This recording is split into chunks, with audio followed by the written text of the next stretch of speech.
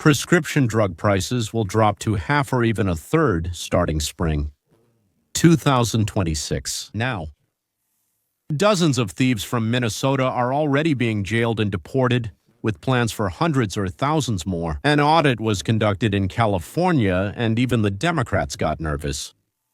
We're bombing Syria, but the Syrian Ministry of Defense is participating as an ally in this. They gave us intel on 24 Islamic State of Iraq and Syria targets in their own country. The Israelis helped a little. Why aren't you asking about Iran? And with Iran, it's very interesting.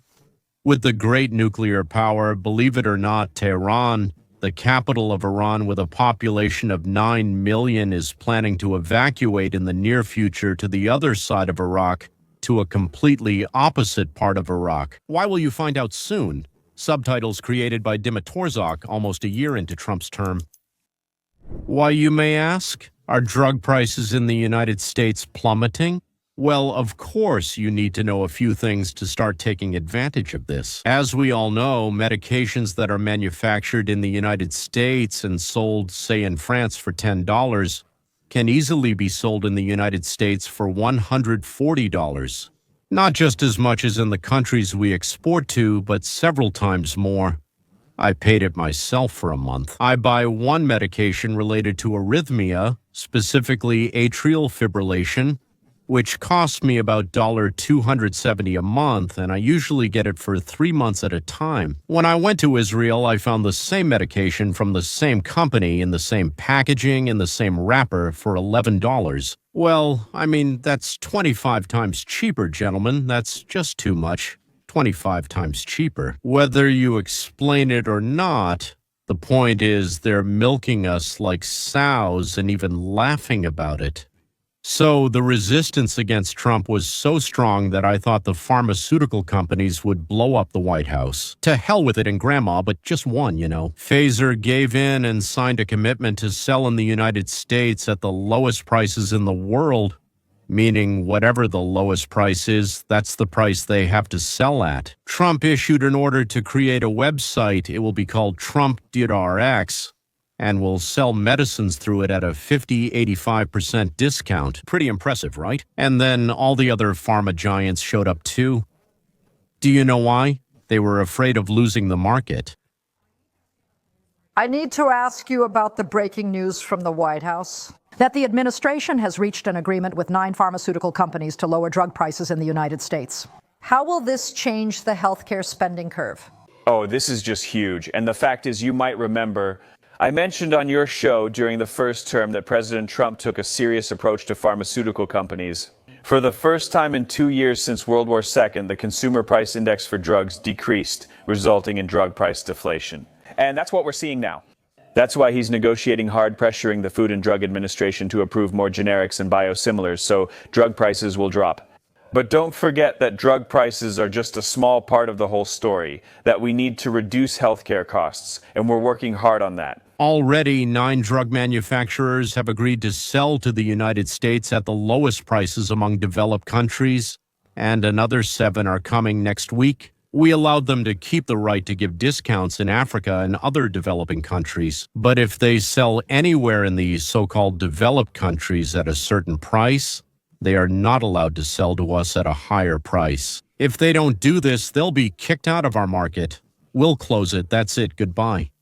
In other words, Trump and his team are trying to create a fair competitive environment for both the seller and the buyer. Why were they selling here? And as they say, there was nothing we could do about it because we couldn't import medicines from abroad. Because our socialist state set it up for us. I don't even know now if it was the Democrats or the Republicans, but it was the bureaucrats who set it up. No, you must buy at these prices since we won't allow imports and will intercept all packages. I tried, I swear I tried. So Trump and his team are trying to create a competitive environment for the seller and the buyer. Stop profiting off us through the government. To be continued. If someone sells for $300 and someone else sells for $20 and we go and buy for $300, that's our business, right? But if we have to buy for $300 and we're not allowed to buy for $20 and we desperately need it, then there's nothing we can do. But that's not a monopoly anymore. That's just how the government is set up. If you don't want to lower your prices, we'll find others to replace you. That's what we told those companies, and it works. So, the main, they say, contender from the Democratic Party in the 2028 elections, Gavin Newsom, is constantly criticizing Trump. And today an audit came. An audit, how do you say it in Russian? Yes, an audit of California, and it painted a not very favorable picture for Newsom. Thieves in California law? Mr. Speaker, the California State Auditor, the independent official auditor of the state, has just published a report updating his assessment of the state's high-risk agencies, and the content of this report is truly astonishing.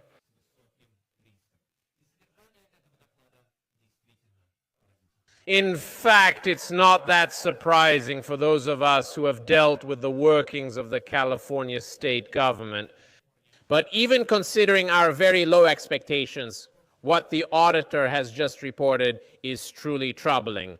And this is happening, by the way, at a time when our state's governor, Gavin Newsom, recently proudly declared that California is a true model, presenting the California government as an example of effective, responsive, and accountable governance. Nancy Pelosi's nephew is a well-known fraudster and, in my opinion, a large-scale thief.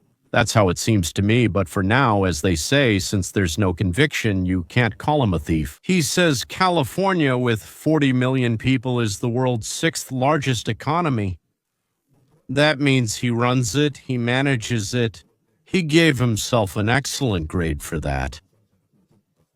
And the people of the United States are supposed to be so thrilled that they hand him the keys to the White House in 1928 so that he could run all the states the same way he runs the biggest and most important state in the Union.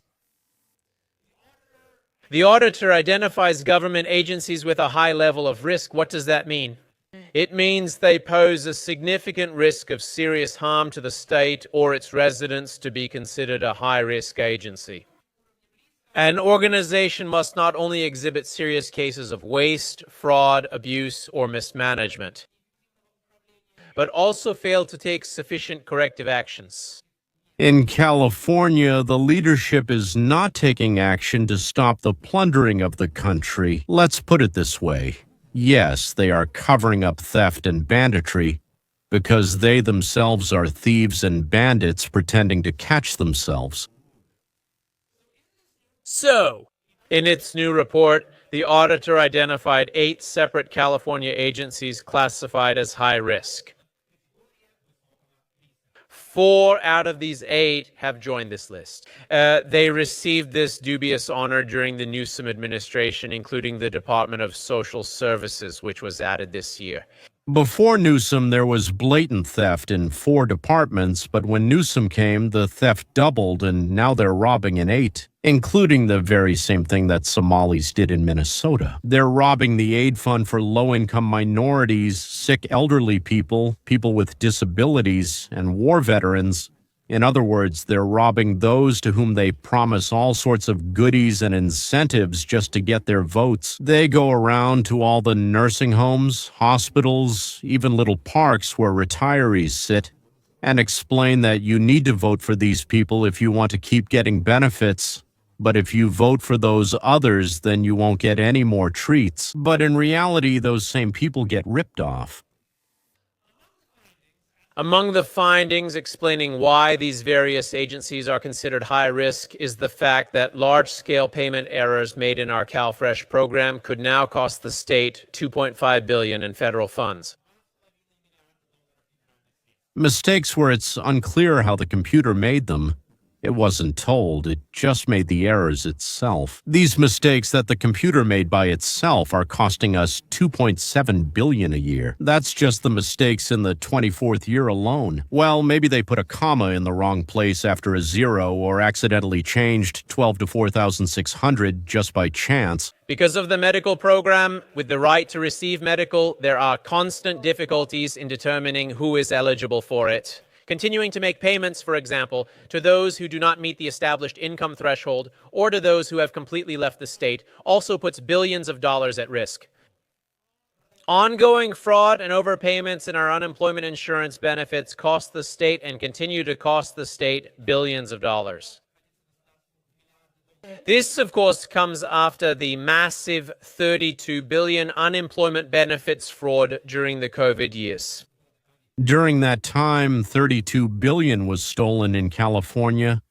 $32 billion, and they haven't traced a single penny. Well, I looked for it myself, but I didn't find it. I swear, I didn't find it.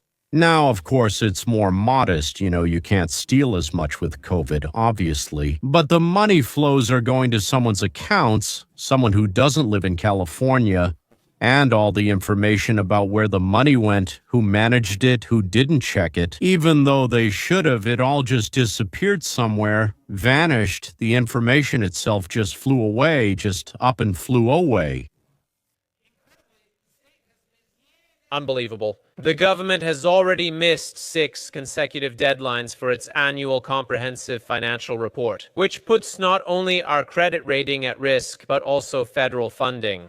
6 times the state of California has failed to report to the federal government, specifically about the money received from the feds. They gave them money and asked where it went, but got no answer. And Trump's people have already said, guys, until you report back, there won't be any new money. I can't imagine how that will be, since it means millions of elderly people will lack medicine and doctors. And how this will be done, the thieves know. They think there's nothing you can do. The feds will give money anyway in the end. So now all this is happening in addition to those very well-known examples of simply mind-blowing fraud and waste that exist in the California state government. Of course, we have the high-speed rail project, which now costs an estimated $128 billion, several times more than originally expected, and where, after almost 20 years, we still haven't seen any tracks laid. We have homelessness, and yet another state audit showed that the state spent $24 billion but lost track of that money. They couldn't tell us where the money went or if it did any good. Meanwhile, the number of homeless people in California has increased so much that half of all homeless people in the country now live there. Or more recently, we had the 900-1 NINSIT system, where taxpayers paid for it through their phone bills for many years. There's excitement about creating a new System 1 NINSIT. The government spent $650 million but had to abandon the project because the technology didn't work. They stole a little over $100 billion allocated for the high-speed train, and they stole $24 billion allocated for the homeless. So where is all that money? Joking aside, who is keeping it? Where is it being kept? That's more than Pablo Escobar, who had more cash than anyone else in the world. That's cooler than Al Capone, who wasn't jailed for murder but for tax evasion. That's our opponent. Governor Newsom of California. Our opponent in the elections for what? The cuckoo praises the rooster. Rachel, the head of the Retail Association, said California is a model for the whole country. The rest of the country is looking at our legislation. What a wonderful braggart. Well, when you have achievements, then go ahead and brag, but what if you have nothing to show for yourself? If there are 140,000 homeless people in California, if we have wildfires, you prevent others from stealing, but you steal and don't fund forest cleaning. If everyone here steals as much as they want, and people were jailed for not wearing a mask, but not for stealing, then of course you deserve to become the president of Belarus or Mujikistan. I don't know. I don't think such a country exists, but still, you deserve to be president there. Meanwhile, as we promised, our planes struck Islamic State of Iraq and Syria in Syria. Promises from the United States of America are expected to be fulfilled in 3 days or 3 years. Let's start today with Donald Trump's response to the recent killing of 2 American soldiers and a civilian interpreter in Syria. Defense Secretary Pete Hegseth calls tonight's Syrian airstrikes an act of revenge against Islamic State of Iraq and Syria. Fox team reports breaking news. Trey Yates is in Tel Aviv covering reactions to the strikes. And Chief National Security Correspondent Jennifer Griffin begins our coverage with what we know here in Washington. Good evening, Jennifer. Good evening, Brad. A senior American official told Fox that United States armed forces have struck more than 50 Islamic State of Iraq and Syria targets in the past 2 hours, carrying out the president's order to hit them hard. After 3 Americans, 2 Iowa National Guard members and their civilian interpreter were killed Saturday by a Syrian security forces member. United States Central Command launched a massive strike on dozens of Islamic State of Iraq and Syria targets during an operation called Operation Hawkeye Strike. Iowa is called the Hawkeye State. The strikes targeted several sites across Syria, including Islamic State of Iraq and Syria terrorist group infrastructure and a weapons storage facility. Pentagon Chief Pete Hegseth tweeted that this isn't the start of a war, but a declaration of revenge. Under President Trump, the United States will never hesitate or back down when protecting its people. Sergeant William Nate Howard, 29 of Marshalltown, Sergeant Edgar Torres Tavar, 25 of Des Moines, and their interpreter Ayat Mansour Sakaf from Michigan. They returned home during a solemn transfer ceremony on Wednesday at Dover Air Force Base in Delaware, where they were personally greeted by the president. The attack on December 13 happened when a high-ranking American military commander was meeting with his Syrian counterparts near Palmyra in central Syria. Syrian security sources then assisted in 10 joint operations across Syria, reportedly leading to the death or detention of over 24 Islamic State of Iraq and Syria linked individuals. The United States provided support during these raids. That is, Brad's raids led to the confiscation of electronics and individual interviews, which provided intelligence used for this operation to identify potential targets. CENTCOM is continuing to verify the exact affiliation of the Syrian militant who joined the security forces just 2 months ago. Brad was planning to expel this shooter from the Syrian army on suspicion of ties to jihadists. I've already declared this principle. For every American killed, 1,000 times stronger response. At the same time, news came from Iran, not very good for them. I would say very bad for them. It's tough without water. In the middle of the 21st century, Tehran is turning from a nuclear power into a country suffering from a water shortage. The Iranian regime, which threatens the whole world with its missiles, is unable to provide its people with even a drop of water in its own capital. It has begun begging neighbors for water, while people aren't lining up for free bread. Millions of Iranians holding cans in their hands are trampling over each other to get plastic water containers and take them home. Only the sound of air and despair comes from the taps, not water. This is the very moment when civilization collapsed. That's why President Masoud Pezeshkian raised the white flag. He said in despair that relocating Tehran has become a necessity. His decision is the biggest escape plan modern history has ever seen. Move the capital and run. And without water you can't go there. And as they say, you can't go here either.